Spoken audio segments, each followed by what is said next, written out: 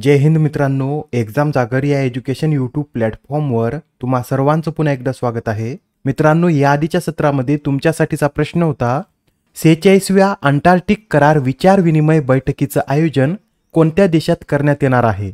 या प्रश्नाचं योग्य उत्तर आहे पर्याय क्रमांक 2, म्हणजेच या बैठकीचं आयोजन आपल्या भारतामध्ये करण्यात येणार आहे. व ही जी बैठक आहे ही बैठक केरळमधील कोची येथे 20 ते 30 मे दरम्यान पार पडेल. यासहच पर्यावरण संरक्षण समितीची 26वी बैठक देखील पार पडेल.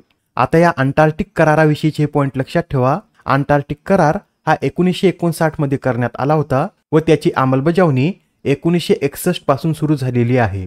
सध्या या करारात एकूण किती देशांचा समावेश आहे? तर 56 देशाचा समावेश आहे.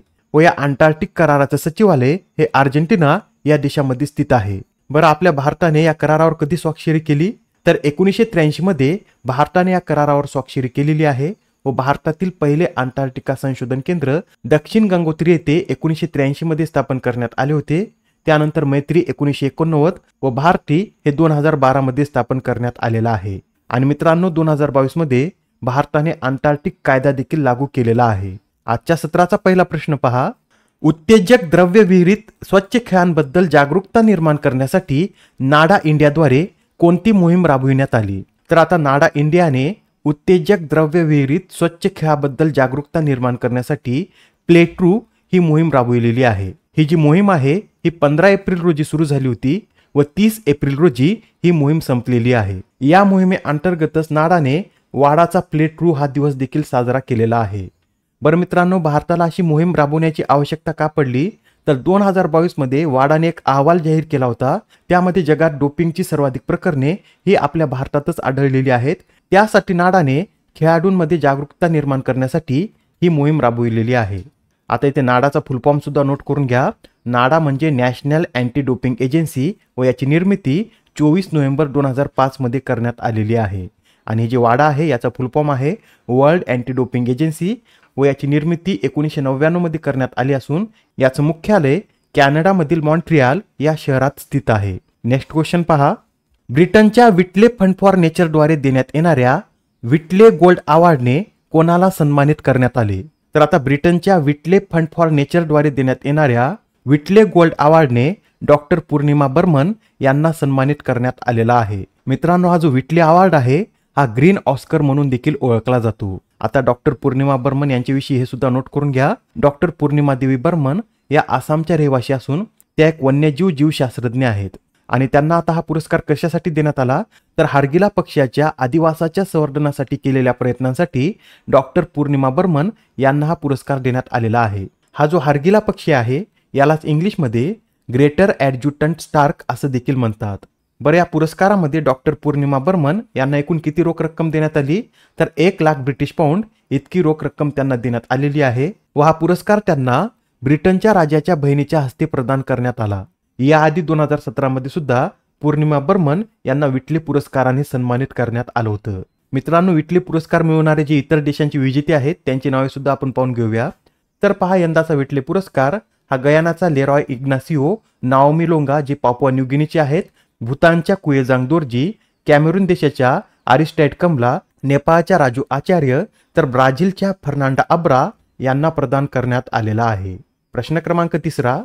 भारत नायजेरिया संयुक्त व्यापार समितीचे दुसरे सत्र कोणत्या शहरात आयोजित करण्यात आले? तर आता भारत नायजेरिया संयुक्त व्यापार समितीचे दुसरे सत्र हे अबुजा या शहरामध्ये पार पडलेलं आहे. तसेच या बैठकीत या दोन्ही देशांनी आर्थिक संबंध अधिक दृढ करण्यासाठी स्थानिक चलन सेटलमेंट सिस्टीम करार देखील लवकरच लागू करण्याचं मान्य केलं आहे. मॅपमध्ये पहा, नायजेरिया हा देश आफ्रिका खंडाच्या पश्चिमेस आहे. नायजेरियाची राजधानी अबुजा तर चलन हे नायरा आहे. नायजेरिया हा आफ्रिका क्षेत्रातील भारताचा दुसरा सर्वात मोठा आणि प्रमुख व्यापारी भागीदार आहे. आणि 2022-23 मध्ये भारत आणि नायजेरिया या दोन देशाचा द्विपक्षीय व्यापार हा 11.8 अब्ज डॉलर इतका होता. अजून एका बैठकी संबंधीची न्यूज नोट करून घ्या. अलीकडेच आता भारत आणि इंडोनेशिया यांच्यातील 7वी संयुक्त संरक्षण सहकार्य समिती बैठक 3 मे 2024 रोजी दिल्लीमध्ये पार पडलेली आहे.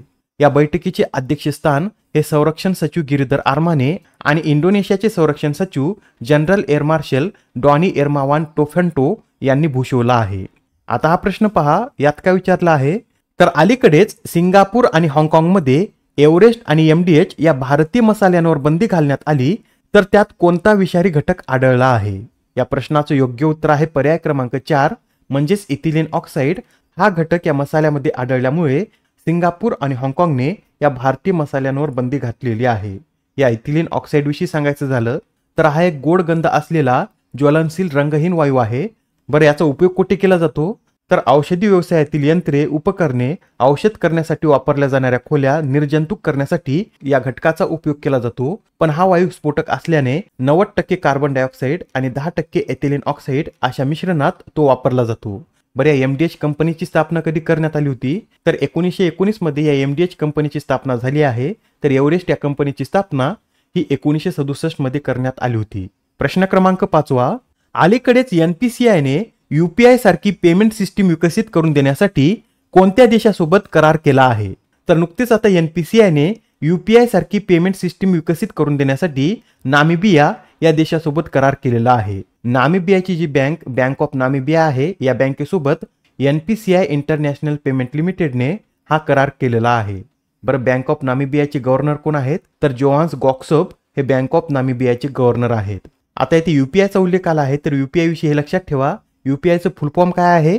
तर युनिफाईड पेमेंट इंटरफेस असे याचं फुल फॉर्म असून भारतात UPIची सुरुवात ही 2016 मध्ये करण्यात आली होती. प्रश्न क्रमांक 6. टाइम मॅगझिनच्या जगातील टॉप 8 टेक कंपनी रँकिंग 2024 मध्ये कोणत्या कंपनीने प्रथम स्थान पटकावले? तर आता टाइम मॅगझिनने जी जगातील टॉप 8 टेक कंपनी रँकिंग 2024 प्रकाशित केली आहे, या रँकिंगमध्ये एमिरेट्स या कंपनीनं प्रथम स्थान पटकावलेलं आहे.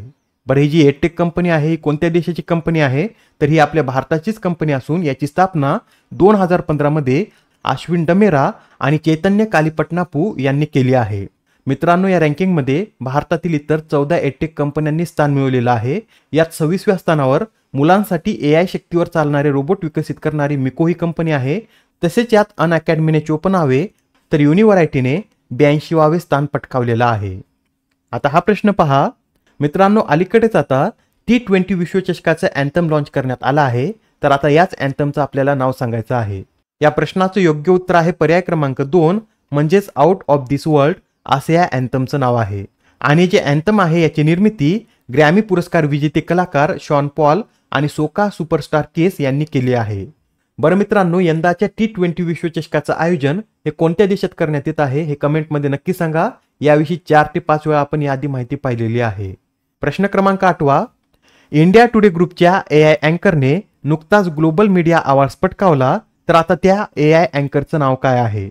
तर त्या AI अँकरचं नाव सना असं आहे. आणि या सना AI अँकरने ग्लोबल मीडिया अवॉर्ड्समध्ये 2 पुरस्कार पटकावले आहेत. प्रश्न क्रमांक 9.